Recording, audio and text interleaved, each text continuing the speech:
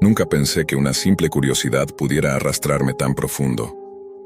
Todo comenzó un domingo aburrido, navegando sin rumbo por foros y enlaces que mi intuición me decía que debía evitar. Mis amigos me habían retado a encontrar algo insólito en la Deep Web, y yo por orgullo acepté sin pensar demasiado. Entre anuncios oscuros y enlaces que parecían sacados de películas de terror, me topé con un sitio que prometía algo que jamás habría imaginado: novias por contrato. La interfaz era sencilla, casi minimalista, pero su sola existencia me inquietaba. Había perfiles de mujeres, supuestamente dispuestas a cumplir cualquier contrato por un precio. La Deep Web tenía esa mezcla de fascinación y miedo que te empuja a seguir, a querer mirar más allá de lo que deberías. Compartí el enlace con mis amigos como un meme, pensando que nadie realmente se atrevería a usarlo. Pero el reto ya estaba lanzado. Conseguir una novia por contrato era ahora una especie de competición silenciosa entre nosotros. Lo que comenzó como una broma pronto se convirtió en obsesión. Empecé a leer las descripciones, los comentarios de usuarios que aseguraban haber experimentado el servicio. Nadie hablaba claramente de lo que ocurría, pero había un tono que sugería consecuencias. Aún así, pulsé el botón que decía «Contratar ahora» y seguí los pasos. Un formulario, un pago digital que se movía en criptomonedas y una dirección para contacto. Cada confirmación que enviaba me hacía sentir una mezcla de adrenalina y temor. Pasaron los días y al principio no recibí nada. Solo mensajes automáticos, recordatorios de mantener mi identidad anónima y advertencias vagas sobre discreción. Pero entonces comenzaron los correos más personales, con detalles inquietantes. Mencionaban cosas que solo alguien que me hubiera observado muy de cerca podría saber. La broma entre amigos empezó a desdibujarse. Ya no era solo un juego, era un riesgo real.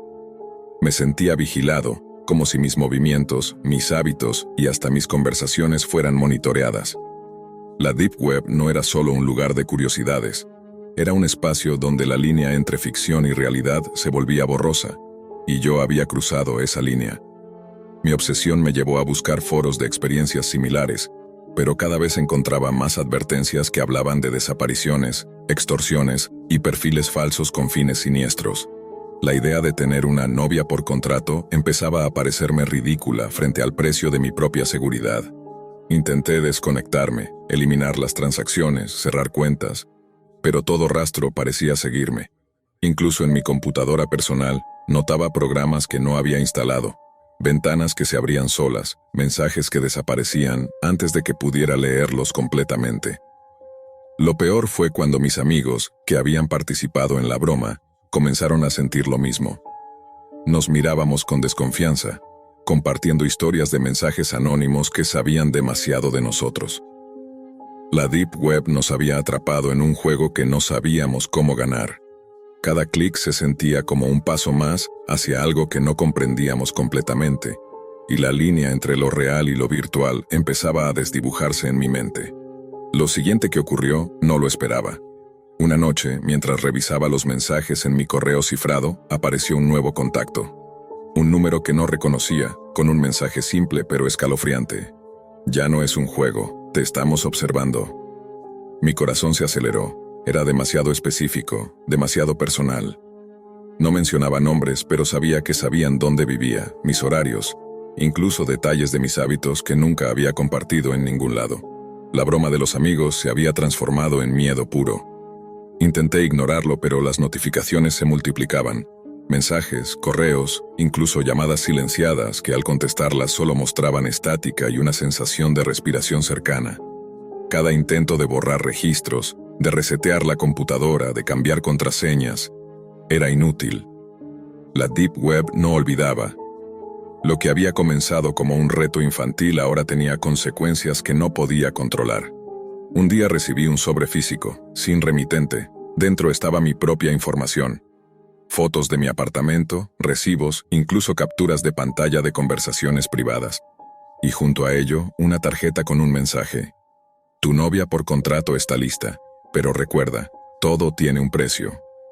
No era solo una advertencia, era una amenaza silenciosa. Entendí entonces que aquello que había contratado no era una persona real, sino un mecanismo de manipulación, diseñado para empujar a quienes se adentraban en la Deep Web a cruzar límites que luego pagarían caro. Mis amigos intentaron ayudar, pero cada uno recibía indicios de que su privacidad estaba comprometida. Nos dimos cuenta de que habíamos sido seleccionados, observados y jugados. La curiosidad nos había atrapado, y la Deep Web, con su mezcla de anonimato y peligro, había convertido nuestra broma en una pesadilla tangible. El miedo y la paranoia se convirtieron en compañeros constantes. Cambié mis hábitos, mi ubicación, mi rutina, pero sabía que, de alguna manera, siempre había rastros de mí que no podía borrar. La novia por contrato nunca apareció físicamente. Era un concepto, una trampa que explotaba la ambición y la curiosidad. Comprendí que en la Deep Web nada era lo que parecía, y que cada decisión tenía repercusiones que no podían deshacerse. Al final, la experiencia me enseñó algo que no olvidaré. La curiosidad puede ser un peligro, y algunos caminos, aunque sean accesibles con un clic, están destinados a dejar cicatrices invisibles. El juego había terminado, pero la sensación de vigilancia persistía, como un recordatorio constante de que la Deep Web no perdona, y que detrás de cada enlace oscuro puede haber algo esperando para observar, manipular y cobrar su precio. Desde entonces, cada vez que alguien menciona curiosidades de la Deep Web, siento un escalofrío. No por lo que podría encontrar, sino por lo que ya sé que podría perder.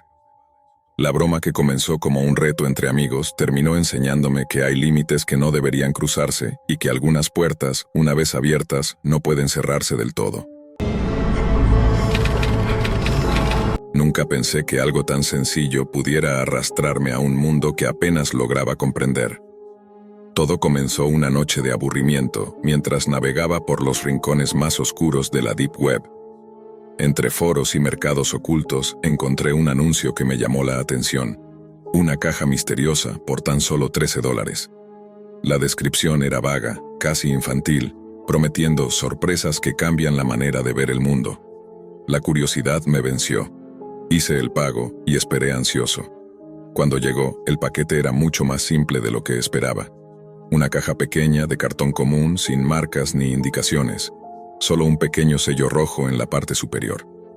Al abrirla encontré un objeto extraño envuelto en tela negra acompañado de un mensaje que parecía escrito a mano: no abras todo de una vez. Dentro había cosas que no parecían peligrosas a primera vista, pero provocaban una sensación de incomodidad, un cosquilleo que me recorría la espalda. Todo era demasiado silencioso, demasiado normal para ser tan inquietante. La experiencia, en lugar de asustarme, despertó mi obsesión. La noche siguiente volví a los mismos mercados de la Deep Web y encontré otra caja, mucho más cara esta vez, con un precio que ascendía a $300. La descripción era más explícita, insinuando que contenía objetos que cambian la percepción de la realidad y del miedo mismo. Dudé por un instante pensando en si debía arriesgarme, pero la curiosidad fue más fuerte. La llegada de esta segunda caja fue diferente. Al sostenerla, algo en su peso y textura me hizo sentir que no estaba frente a un simple paquete. Abrirla fue como romper una barrera invisible. Había un olor extraño que se esparció por la habitación y un frío que no tenía explicación. Dentro encontré elementos que no podía clasificar, materiales y objetos que parecían diseñados para evocar temor de maneras que no podía describir con palabras normales. Cada pieza parecía contar su propia historia de horror, de secretos que nunca deberían haber sido revelados. Con cada objeto que sacaba, un sentimiento de culpa y terror crecía dentro de mí. La Deep Web parecía observarme, como si cada clic, cada búsqueda, cada pago, hubiera sido parte de un juego que no conocía del todo. Empecé a notar sombras en mi habitación, movimientos sutiles fuera de lugar, ruidos que no tenían fuente aparente. La sensación de que había abierto algo que no debía se convirtió en un peso que no podía ignorar. Me encontré incapaz de deshacer lo que había hecho. Las cajas habían despertado algo que no estaba preparado para comprender. Cada noche, la ansiedad se volvía más intensa, y la sensación de ser vigilado por alguien, o algo, se volvía más real. La obsesión por conocer el contenido completo de la caja me consumía, pero también sabía, de manera irracional, que cada descubrimiento podría empujarme más allá de un límite invisible. Empecé a documentar todo, grabando videos mientras manipulaba los objetos, tratando de entender lo que tenía frente a mí, tratando de racionalizar lo irracional. La Deep Web, con sus foros y sus comentarios crípticos, se convirtió en mi única referencia, aunque pronto me di cuenta de que nadie podría ayudarme. Nadie más había experimentado esto de la misma manera. Nadie podría. El tiempo dejó de tener sentido. Cada noche, cada objeto, cada sombra me acercaba a algo que no podía nombrar.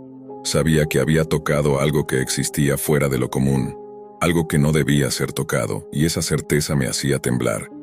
La caja misteriosa, la segunda caja, todo lo que había comprado en la Deep Web, se había convertido en un portal hacia un mundo que jamás imaginé que existiera. Cada noche me encontraba a mí mismo más atrapado, incapaz de dejar las cajas a un lado. Lo que al principio parecía un juego de curiosidad se convirtió en una obsesión casi física. Mis pensamientos giraban en torno a ellas.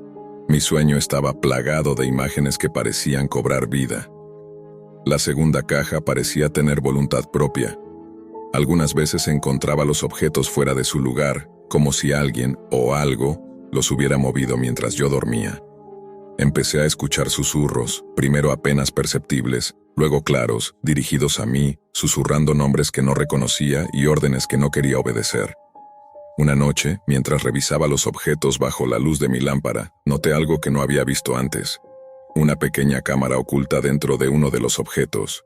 Mis manos temblaban al tocarla y al revisar el archivo adjunto, encontré grabaciones de mi propia habitación, de mí mismo durmiendo y moviéndome mientras nadie más estaba presente. Mi corazón se aceleró. La caja no solo contenía cosas, contenía vigilancia, control. La Deep Web había sido la puerta, pero no el final. Fue entonces cuando comprendí que había cometido un error irreversible. Cada objeto tenía un propósito que no podía comprender del todo. Cada pieza estaba diseñada para manipular, para observar, para corromper la percepción de la realidad.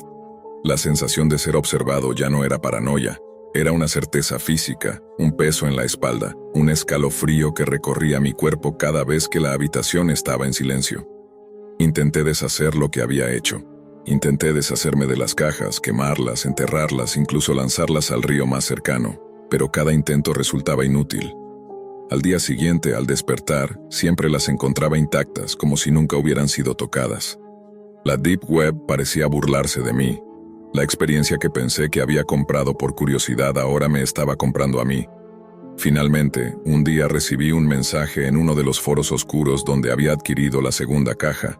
No era un mensaje común, era un enlace con un aviso simple. ¿Disfrutaste tu regalo? Al abrirlo, encontré imágenes mías, grabadas en momentos que ni siquiera recordaba, junto con mensajes que parecían escritos con mi propia letra. Advertencias, amenazas veladas y la sensación de que alguien había estado siempre un paso adelante de mí. Comprendí que la caja no era el objeto, no era lo que contenía, sino la puerta hacia algo que me había estado observando desde siempre, que me había elegido y que ahora no me dejaría escapar.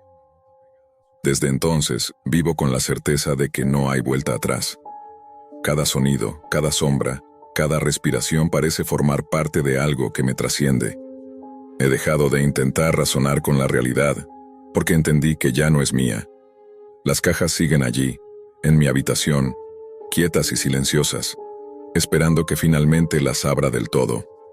Y aunque sé que debería destruirlas, que debería huir y cortar todo contacto con la Deep Web, no puedo evitar sentir la misma atracción que me hizo comprarlas la primera vez. La curiosidad, ese impulso primitivo de mirar dentro de lo desconocido, aunque signifique perderlo todo. La Deep Web me enseñó algo que nunca imaginé. Hay secretos que no deberían comprarse, experiencias que no deberían vivirse y puertas que, una vez abiertas, nunca pueden cerrarse. La caja misteriosa y su contenido oscuro no eran simplemente objetos. Eran un recordatorio de que algunos misterios existen para ser temidos y que la curiosidad, por más humana que sea, puede volverse el peor de los castigos. Nunca pensé que la curiosidad pudiera arrastrarme a lugares tan oscuros, pero aquella noche, frente a la pantalla iluminada por la tenue luz azul de mi computadora, me sentí atrapado por una mezcla de miedo y fascinación. Había oído hablar de la Deep Web, de sus rincones ocultos donde lo prohibido se movía sin control, y algo en mí quería verlo con mis propios ojos, entender de qué hablaban quienes se escondían tras capas de anonimato. Nunca imaginé que lo que encontraría cambiaría mi percepción del mundo y del peligro que puede acechar detrás de un clic. Todo comenzó con un foro que apareció entre los enlaces que solo se compartían en otros sitios aún más oscuros. La interfaz era sencilla, casi rudimentaria, pero las conversaciones eran inquietantes. Hablaban de desapariciones, de secretos que la policía parecía incapaz de tocar, de cosas que no deberían existir. Y allí, entre mensajes crípticos y fotos borrosas, vi algo que me hizo detener la respiración. Una serie de imágenes que, aunque pixeladas y manipuladas, mostraban claramente a una niña que desapareció hace años. Su rostro era familiar por las noticias de aquel entonces, y de repente todo el miedo que había sentido como espectador se volvió personal.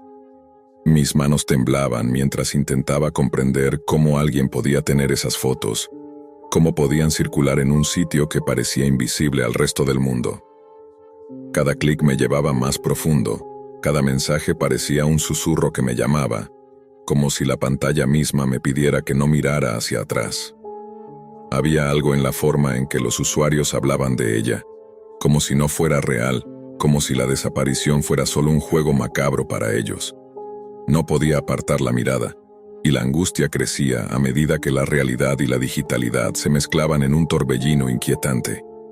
Finalmente, después de horas navegando, de leer hilos que describían detalles que solo la policía conocía, de encontrar comentarios de alguien que aseguraba haberla visto en vida, y luego en imágenes tomadas sin permiso, comprendí que esto ya no era un juego de curiosidad. No podía quedarme de brazos cruzados. Mi decisión fue inmediata, debía contactar a la policía. El miedo, la incredulidad y la necesidad de hacer algo chocaban dentro de mí mientras marcaba los números, explicando con voz temblorosa lo que había encontrado, intentando que alguien entendiera la gravedad de aquel lugar en la Deep Web, donde los secretos más oscuros parecían cobrar vida propia. Después de la llamada, los días siguientes se convirtieron en una mezcla de espera y paranoia. Cada notificación, cada sonido extraño proveniente de mi computadora, me hacía saltar. No podía dejar de pensar en la niña, en cómo alguien podía tenerla atrapada en fotos digitales, circulando en los rincones más oscuros de la Deep Web como un trofeo. Revisaba el correo y los foros compulsivamente, buscando cualquier pista que los investigadores pudieran pasar por alto, sintiendo al mismo tiempo que estaba adentrándome en un laberinto del que quizá nunca podría salir. Una noche, mientras repasaba los hilos antiguos del foro, apareció un mensaje nuevo. Era simple, casi frío en su brevedad. Sabes demasiado. Junto al mensaje, un enlace. Mi instinto gritaba que no lo abriera, pero la curiosidad me pudo. Al dar clic, mi pantalla se llenó de imágenes inquietantes. Fotos de mi propio apartamento, mi escritorio, incluso algunas de mí mientras dormía, todas tomadas sin que yo lo supiera. Fue entonces que comprendí que no solo estaba observando un mundo oscuro, sino que alguien, desde algún lugar invisible, también me observaba a mí. El miedo se transformó en acción. Guardé todas las capturas, documenté cada hilo, cada mensaje, y entregué todo a la policía. Les conté sobre los enlaces, los foros, la niña desaparecida, y la manera en que alguien podía espiar desde la Deep Web. Los oficiales me miraban con mezcla de escepticismo y preocupación. Era difícil explicarles un mundo que ellos mismos apenas podían imaginar, pero en algún momento entendieron la gravedad de lo que tenía en mis manos. Sin embargo, el caso nunca se cerró por completo. La policía aseguró que abrirían una investigación, pero los rastros en la Deep Web se pierden fácilmente, y el misterio permanecía. Yo, mientras tanto, me sentía diferente. Cada vez que encendía la computadora, sentía que alguien podía estar allí, observándome otra vez. La niña desaparecida nunca fue encontrada, y el foro desapareció tan misteriosamente como apareció, dejando solo ecos de lo que vi y un recuerdo que me perseguiría siempre, que hay lugares en Internet donde lo real y lo monstruoso se cruzan, donde incluso un observador curioso puede convertirse en parte del juego. Y así, con la sensación de que mi propia seguridad había sido vulnerada, y con la certeza de que hay secretos que nunca deberían ser buscados, apagué la computadora una noche, mirando la oscuridad de mi habitación y entendiendo que, aunque yo me hubiera retirado de ese mundo nunca se retiraría de mí. La Deep Web guardaba su misterio, y yo, de alguna manera, ahora formaba parte de él. Todo comenzó como una curiosidad inofensiva. Martín, un joven de 22 años con cabello castaño desordenado y gafas grandes que siempre le daban un aire de intelectual distraído, estaba aburrido en su pequeño apartamento.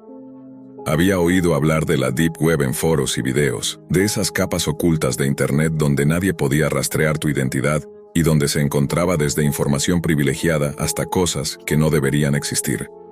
Lo que empezó como un intento de descubrir algo secreto pronto se convirtió en un descenso inquietante.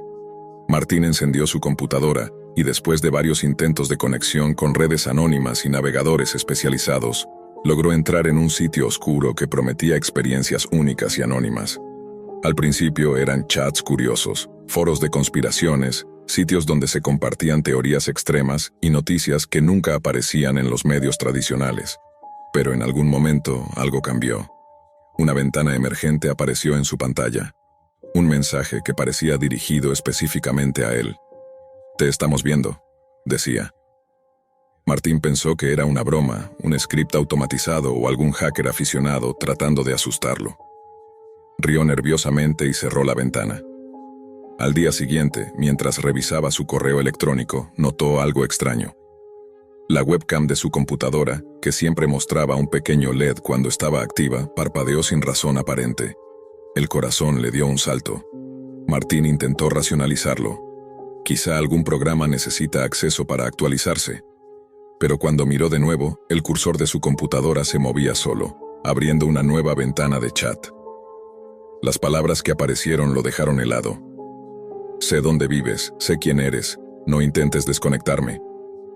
Martín retrocedió, presionó todos los botones que pudo, apagó la computadora, pero el miedo ya se había instalado en su mente. Durante los días siguientes, cada vez que encendía su laptop, la cámara se activaba sola, y aparecían mensajes que describían detalles de su vida que nadie más podía saber. Su rutina diaria, los nombres de sus amigos, incluso los lugares exactos donde compraba el café por la mañana. Lo que comenzó como curiosidad ahora era terror puro. Intentó borrar todo, reinstalar el sistema operativo, desconectar la cámara, cambiar contraseñas. Nada parecía funcionar. Cada noche, antes de dormir, revisaba el pequeño LED de la webcam con miedo. Cada parpadeo lo hacía sentir vulnerable. La paranoia creció hasta que Martín ya no podía estar tranquilo ni en su propia habitación. Cada sonido fuera de lo común lo hacía saltar, y cada notificación en su teléfono le daba escalofríos. Finalmente, decidió que no podía quedarse allí. Empacó lo esencial. Se mudó a un nuevo apartamento y cambió su número de teléfono y cuentas de correo. Sin embargo, la sensación de ser observado nunca lo abandonó del todo. Cada vez que encendía un dispositivo, revisaba la webcam con desconfianza, asegurándose de que el pequeño LED permaneciera apagado. Había aprendido algo muy importante. En la Deep Web, no todo es anonimato ni seguridad. Hay líneas que, una vez cruzadas, no pueden borrarse y secretos que no desaparecen, aunque cambies de lugar y nombre. Martín se instaló en el nuevo apartamento con la esperanza de que cambiar de entorno lo liberara de la sombra que lo perseguía. Las primeras noches fueron relativamente tranquilas, aunque siempre revisaba con ansiedad que la cámara permaneciera apagada. Intentó reconstruir su rutina con normalidad, salir, estudiar, distraerse con libros y música, pero la sensación de ser vigilado persistía, como un susurro lejano que nunca se apagaba. Un día, mientras revisaba su correo desde su nueva dirección, recibió un mensaje diferente. No eran las típicas advertencias anónimas de la Deep Web, sino algo más personal. «Te encontré otra vez», decía, y junto al mensaje había una foto tomada desde su ventana, mostrando su apartamento y a Martín sentado frente a la computadora. La línea entre la seguridad y la vulnerabilidad se había borrado. Su corazón se aceleró y la paranoia regresó con fuerza renovada. Cada sonido, cada sombra, cada reflejo de luz le parecía una señal de que alguien estaba observando. Martín intentó rastrear el origen del mensaje, buscar pistas, incluso contactar a especialistas en seguridad informática, pero nada daba resultados claros. La persona detrás del acoso era demasiado astuta, demasiado sigilosa. Se dio cuenta de que no era un simple hacker aficionado. Estaba tratando con alguien que conocía las vulnerabilidades de la tecnología mejor que él.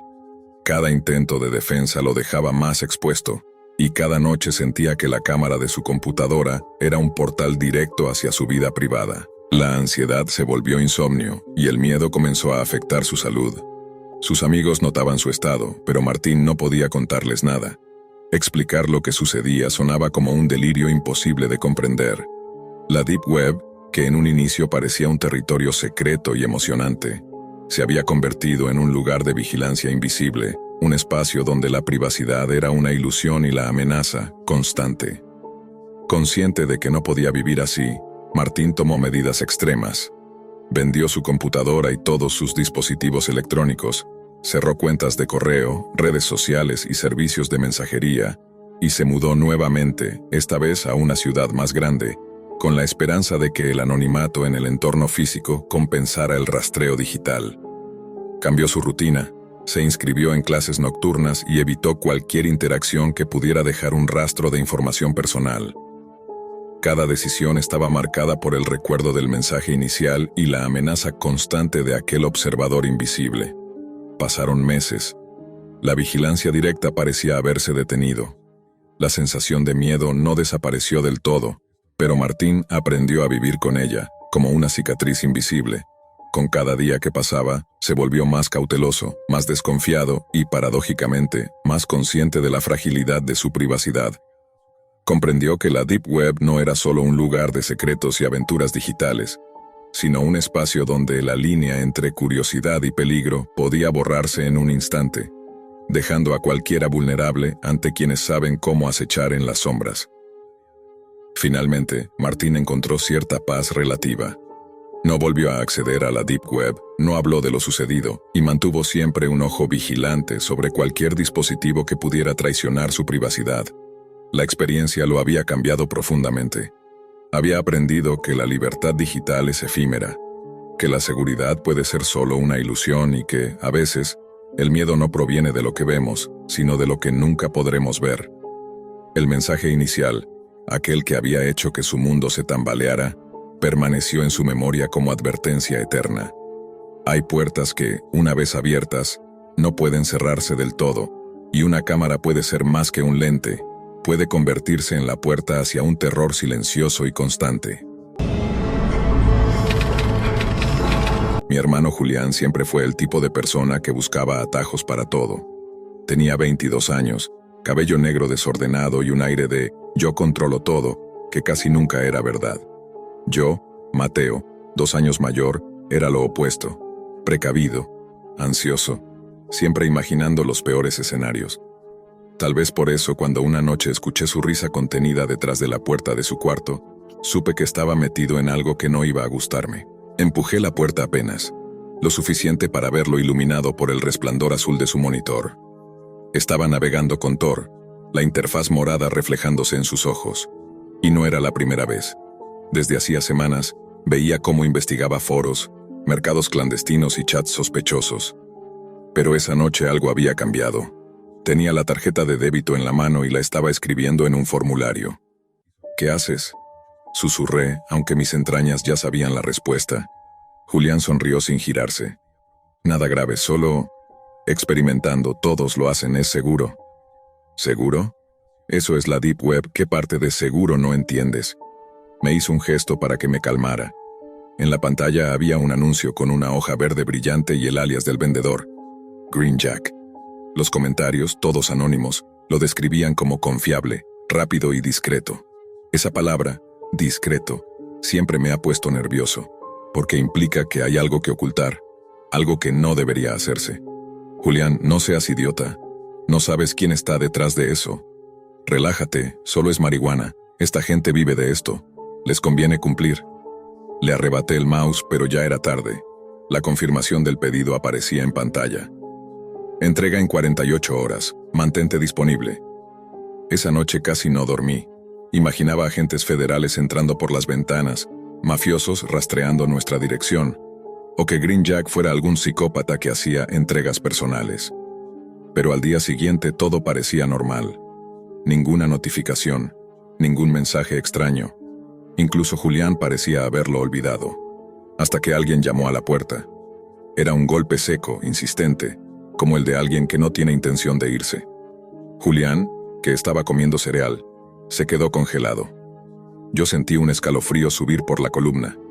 Miré por la mirilla. Afuera había un hombre alto, delgado, con una gorra negra que le cubría medio rostro. No parecía un repartidor. No traía caja. Solo estaba parado, inmóvil, mirando directamente hacia la puerta como si supiera que lo observaba. ¿Esperas a alguien?, pregunté. Julián negó lentamente, pero en sus ojos apareció ese pánico que solo se siente una vez, cuando sabes que te metiste en algo más grande que tú. Golpearon de nuevo. Abran, necesito hablar con Julián. Mi corazón se detuvo. ¿Cómo sabía su nombre? ¿Cómo sabía dónde vivíamos? ¿Cómo sabía que estábamos detrás de la puerta escuchando? Julián, temblando, retrocedió hasta quedar apoyado contra la pared. Mateo, no es él, ¿verdad? No puede ser él. ¿El vendedor? ¿Estás loco? Esa gente no aparece en tu casa. Pero el hombre golpeó otra vez, esta vez más duro. Sé que están ahí. Solo quiero confirmar la compra. Julián jadeó. Yo lo tomé del brazo, lo arrastré hacia mi cuarto y cerré la puerta con llave. La casa estaba en silencio, excepto por los pasos de aquel desconocido recorriendo el pasillo por fuera, como si analizara cada ventana, cada sombra, cada respiración que soltábamos. Apagué las luces, cerré las cortinas y puse mi mano sobre la boca de Julián para evitar que respirara muy fuerte. El hombre pasó frente a la ventana, se detuvo y se quedó observando hacia adentro como si pudiera ver a través del vidrio. Luego caminó hacia el patio trasero. «Tenemos que irnos», susurré. Julián asintió, con lágrimas en los ojos. Era la primera vez que lo veía realmente asustado. Salimos por la puerta del baño, que daba al estacionamiento del edificio. Y justo cuando pensamos que habíamos escapado, escuchamos un silbido. El mismo hombre estaba al otro lado, como si nos hubiera predicho, como si nos hubiera leído los movimientos. «Julián», dijo con una voz ronca, «te dije que la entrega era discreta». Corrimos. Bajamos las escaleras, atravesamos el estacionamiento, cruzamos la calle entre autos y no paramos hasta llegar 3 cuadras más lejos. El hombre venía detrás, no corriendo, sino caminando rápido, como alguien que no se cansa, como alguien que sabe que tarde o temprano te alcanzará.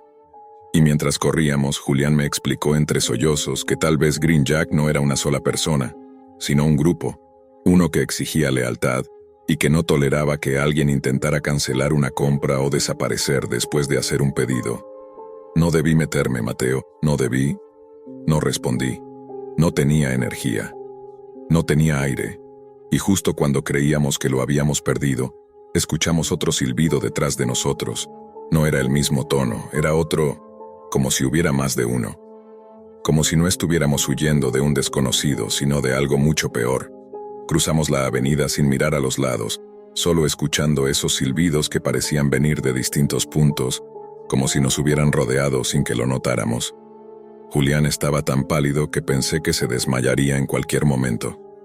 Yo lo sujeté del brazo y lo obligué a seguir caminando, aunque mis piernas temblaban tanto que apenas sentía el piso.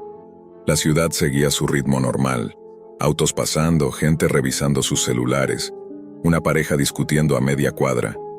Nadie parecía darse cuenta de que estábamos siendo perseguidos. Nadie miraba a los hombres que nos habían seguido. Nadie escuchaba los silbidos. «Mateo», dijo Julián deteniéndose de golpe. «Mira». A la distancia, en la acera opuesta, estaba el primer hombre, el de la gorra negra, quieto, inmóvil.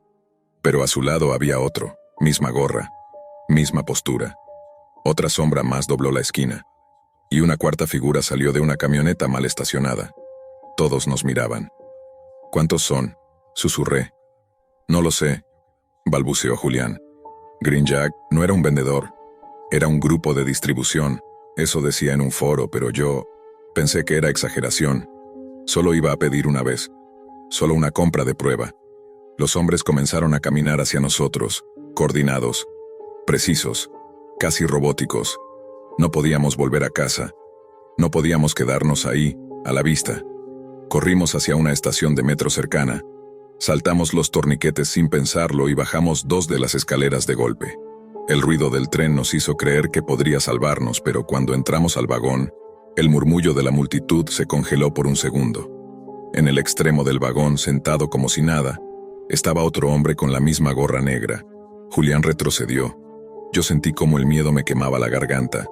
Mateo, no tiene sentido. ¿Cómo llegaron tan rápido? Esa fue la primera vez que comprendí la magnitud del error de Julián. Aquellos hombres no estaban actuando como traficantes, no estaban negociando, ni exigiendo dinero, ni haciendo preguntas. Habían llegado a nuestra puerta sin avisar. Sabían nuestro apellido, sabían dónde vivíamos. Habían llegado al mismo vagón de metro sin posibilidad de haber bajado las escaleras detrás de nosotros. No era un cartel, no era un vendedor, no era una estafa, era vigilancia, y nosotros éramos el objetivo. Salimos del vagón antes de que cerraran las puertas, empujando gente a los lados. Subimos nuevamente las escaleras del metro. La calle estaba vacía. Apenas entramos a un callejón, Julián tropezó y cayó al suelo. Lo levanté, pero ya no podía más. Lo siento, Mateo. Yo no sabía que se podía rastrear la dirección. Pensé que con Thor era suficiente. Levántate, le dije. No podemos parar ahora. No podemos. Y entonces lo escuché. Un solo silbido. Pero esta vez era justo detrás de nosotros. Cuando volteé, el hombre de la gorra negra estaba a solo 3 metros. No corría. No respiraba agitado. Apenas levantó el rostro lo suficiente para que pudiéramos verle los labios. Entrega fallida, murmuró. Recuperación manual activada.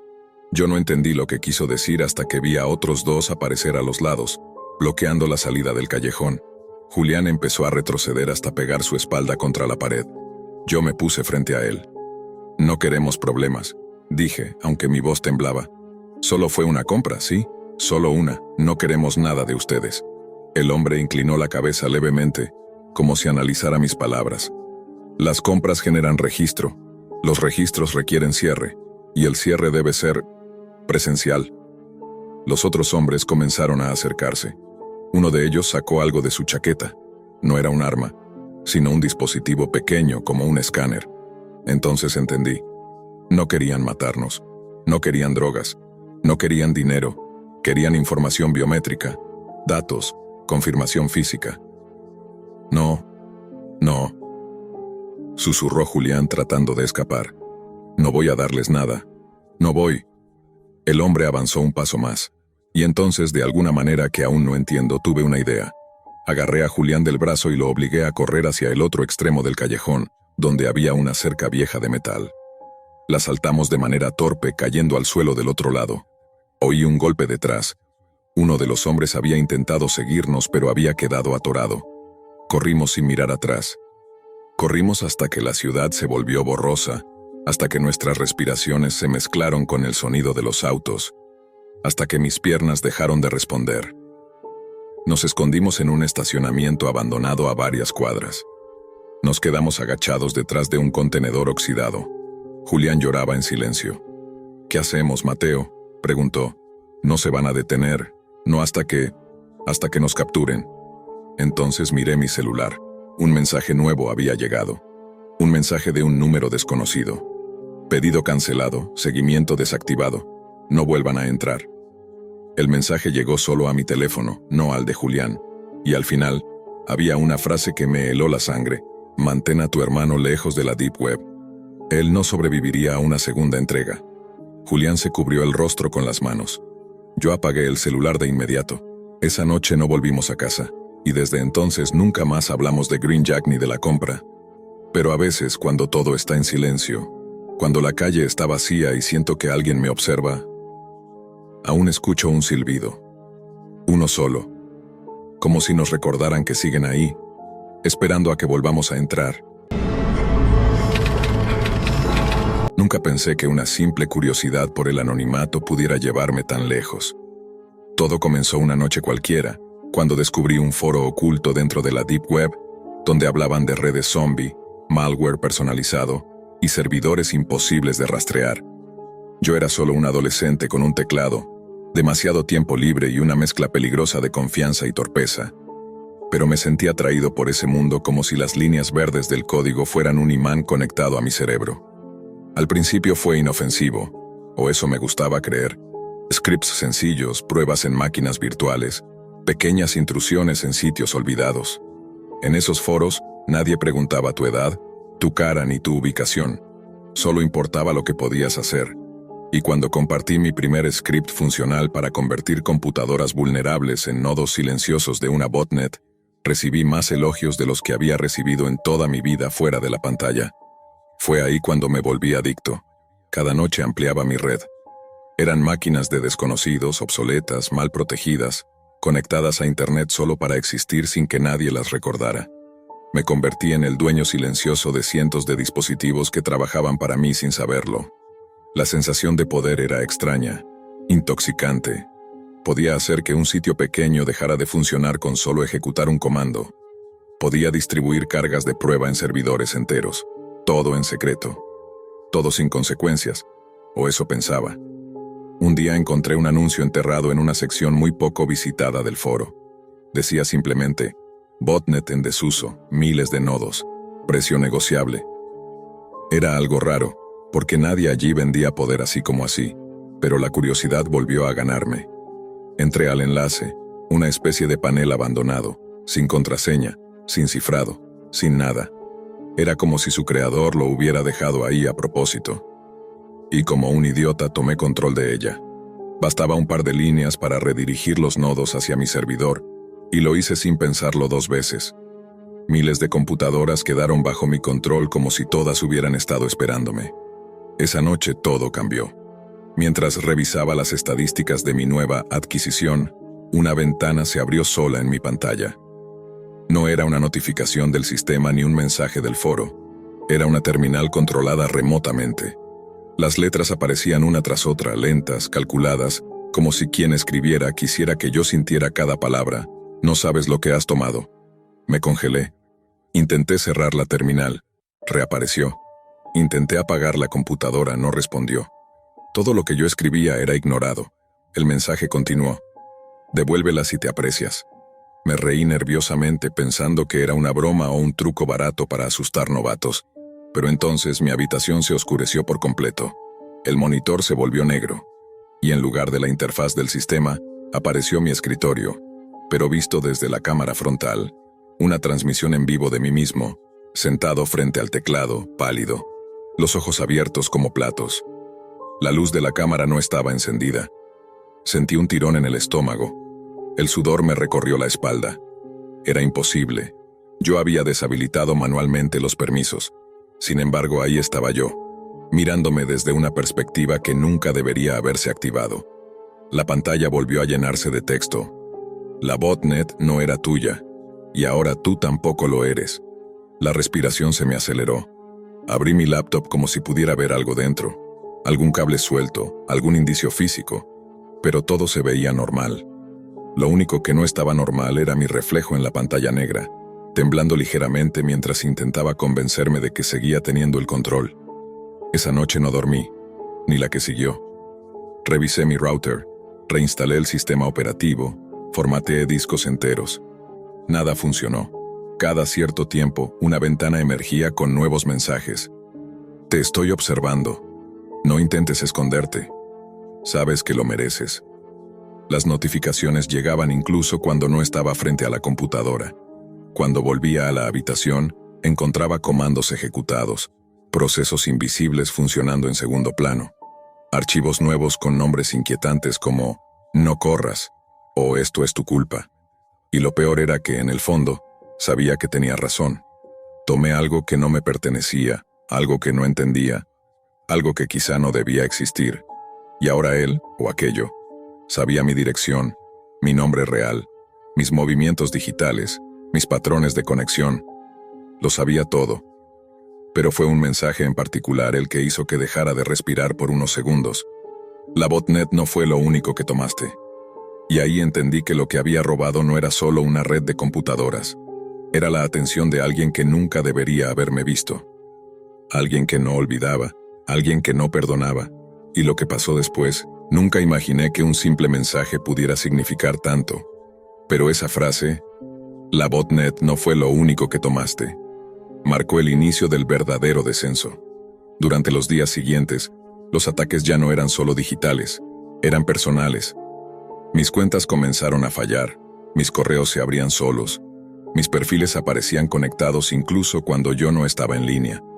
Intenté desconectarme por completo, apagar todo, vivir sin internet, pero apenas encendía el router, aunque fuera por unos segundos, aparecía un mensaje nuevo, como si hubiese estado esperando justo detrás del cable. Una noche, mientras cenaba en la cocina, escuché el sonido de mi computadora encendiéndose sola. Juraría que la había dejado completamente apagada. Caminé hacia mi habitación con el corazón latiendo tan fuerte que sentía la sangre en los oídos. La pantalla estaba prendida, iluminando la oscuridad con un brillo enfermizo. La cámara estaba activa, esta vez con la luz encendida, apuntando directamente hacia la puerta por donde estaba entrando. El mensaje apareció de inmediato. «Te veo». Me quedé paralizado. Era como si cada parte de mi cuarto hubiese sido tomada por un par de ojos invisibles. Quise desconectar todo de golpe, arrancar cables, romper el módem, pero mientras avanzaba otro mensaje surgió, esta vez en un tono distinto, casi burlesco. «No es el hardware, es a través de ti». Me quedé helado. No sabía si hablaba del miedo que me dominaba, del rastro digital que había dejado o de algo mucho más siniestro. Y entonces ocurrió lo que más miedo me dio. La computadora reprodujo un archivo de audio. Era mi voz. Una grabación mía hablando en el foro, pidiendo acceso, comentando sobre la botnet que tomé. Solo que yo jamás había grabado eso. Solo había escrito texto. Pero ahí estaba, mi voz, idéntica, clara, sin fallos. Entonces supe que quien estuviera detrás de todo no solo controlaba mis dispositivos. Me estaba imitando. Estaba replicando mi identidad digital pieza por pieza. El audio terminó y apareció un último archivo llamado lecturafinal.txt. Lo abrí. No debería haberlo hecho, pero lo hice. Dentro decía: ya no necesitas conectarte, ya no necesitas hablar, ya no necesitas existir en línea. Yo puedo hacerlo por ti. De hecho, ya lo hice. Debajo había una captura de pantalla de mi perfil en el foro, publicando mensajes que yo jamás había escrito, ofreciendo scripts, compartiendo acceso a mi botnet, respondiendo preguntas de otros usuarios como si nada. Era como si una versión mía viviera allí dentro, más activa y más presente que yo. Cerré la pantalla de inmediato, pero fue inútil. Recibí una notificación nueva, esta vez desde una ventana completamente desconocida, sin interfaz, sin nombre, solo un cuadro negro con texto blanco. No se trata de la botnet, se trata de que pensaste que podías entrar a este mundo sin que el mundo entrara en ti. Mi respiración se volvió un desastre. El sudor frío me corrió por la espalda. Traté de escribir algo, lo que fuera, algún insulto, alguna súplica, pero la pantalla siguió tecleando sola. Mensaje tras mensaje, como si alguien escribiera desde dentro de mi cabeza: te advertí que devolvieras lo que no era tuyo, ahora es tarde. La pantalla se apagó. La luz de la cámara también. La habitación quedó en silencio. Pensé que todo había terminado, hasta que mi teléfono vibró. Lo revisé con las manos temblando. Un mensaje de un número desconocido, sin foto, sin nombre. Solo un texto que me arrancó el alma. Mañana te conectas, o me conecto contigo. A partir de ese momento supe que ya no había marcha atrás. El hacker, o lo que fuera, no quería solo una botnet.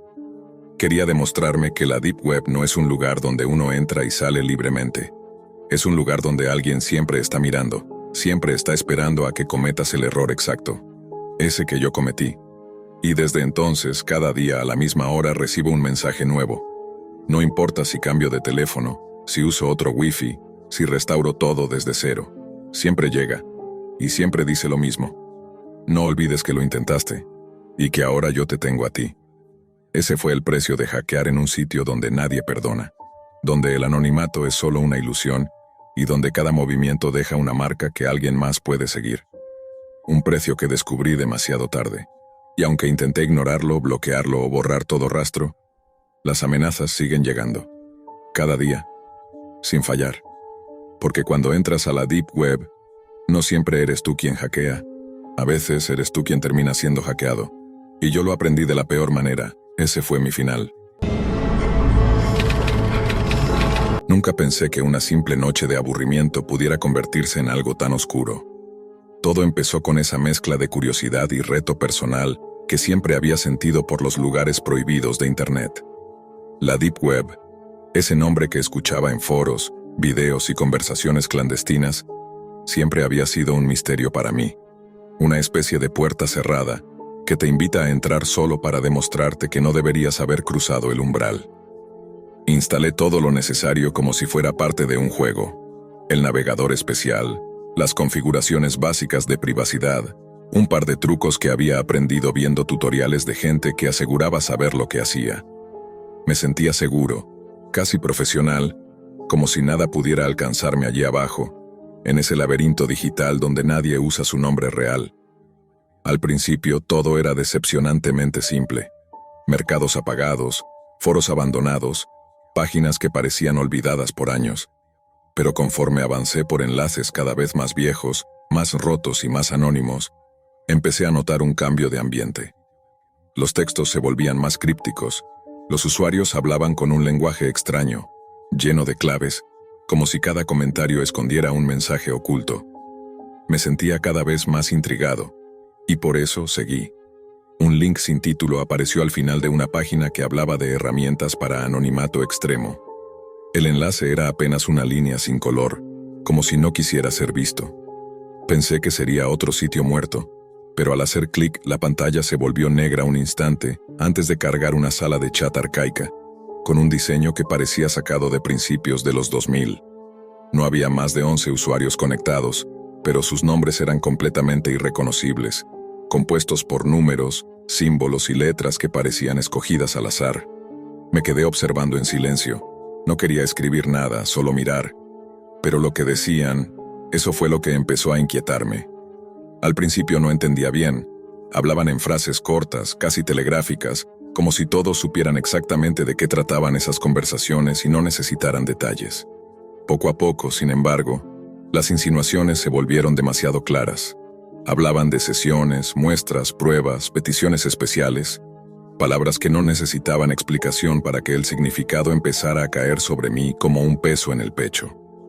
Entonces uno de ellos, un usuario cuyo nombre parecía una ecuación matemática incompleta, escribió: «Tengo material nuevo». La sala quedó en silencio. Incluso sin sonido, podía sentir cómo el ambiente se tensaba. Luego apareció un enlace. Nadie preguntó qué era. Nadie expresó duda. Simplemente empezaron a reaccionar con comentarios breves, casi ansiosos. Yo no debería haberlo abierto, lo sé. No era simple curiosidad.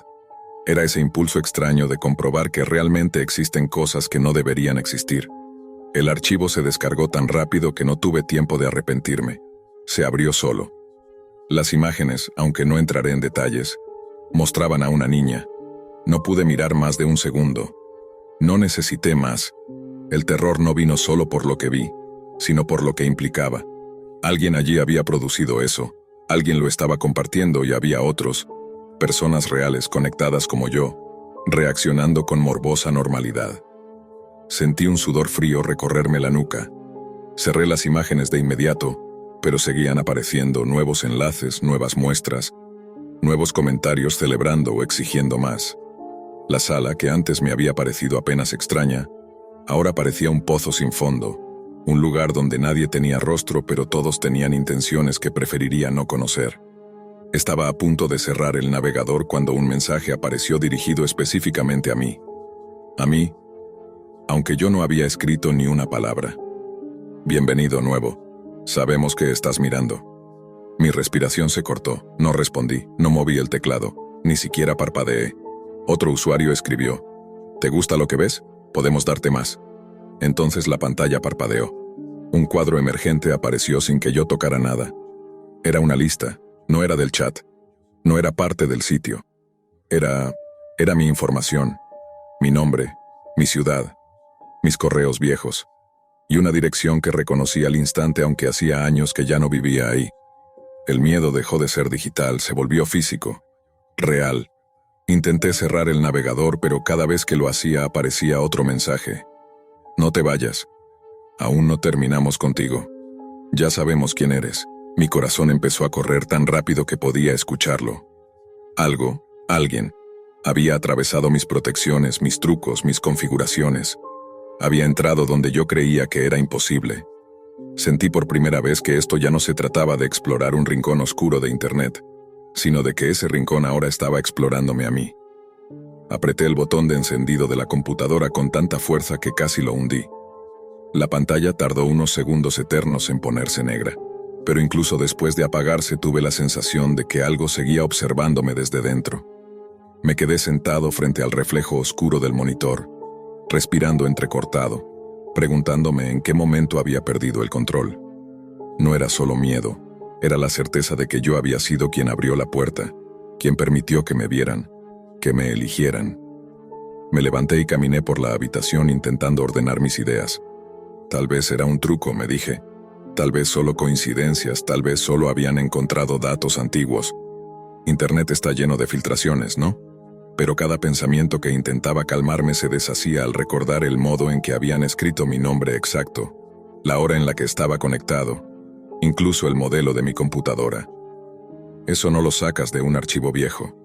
Eso lo obtienes mirando dentro, en tiempo real. Me acerqué al módem. Las luces parpadeaban como si hubiera actividad, aunque la computadora ya estaba apagada. Desconecté todo. Módem, cables, extensiones. La habitación se quedó completamente muda. Luego abrí el portátil y lo encendí de nuevo, convencido de que ahora sí estaría a salvo. Cuando apareció el escritorio sentí un leve alivio, hasta que vi que había un archivo nuevo en la pantalla. No estaba ahí antes. No tenía nombre, solo un icono blanco. Dudé unos segundos, pero el archivo se abrió solo, sin que yo lo tocara. Esta vez no eran imágenes. Era un documento de texto. 4 palabras escritas en letras negras, centradas, perfectamente alineadas. No se apaga así. El mensaje era tan simple que resultaba aún más perturbador. Cerré la tapa del portátil de golpe como si eso pudiera detener algo que claramente no necesitaba mi permiso para abrirse paso. Fui a la cocina, respiré hondo varias veces y me mojé la cara con agua fría. Tenía que pensar con claridad. Tenía que entender qué querían. Cuando regresé a mi habitación el portátil estaba abierto. No recuerdo haber dejado la tapa mal cerrada. Estoy seguro de que la había bajado por completo. En la pantalla había una ventana nueva, la misma sala de chat. No recuerdo haber reinstalado nada, ni haber abierto el navegador, ni haber escrito ningún enlace. Simplemente estaba ahí, y esta vez había un solo mensaje, escrito por el mismo usuario que antes había compartido el material. La curiosidad tiene un precio. Debajo del mensaje apareció un video. No lo abrí, se abrió solo. La pantalla mostró mi edificio, luego mi puerta, y finalmente mi ventana. Era una grabación reciente, de esa noche, demasiado reciente como para ser coincidencia. La cámara se acercó lentamente hasta que el lente quedó apuntando exactamente hacia donde yo estaba parado en ese momento. Sentí que algo dentro de mí se rompía. No era miedo normal.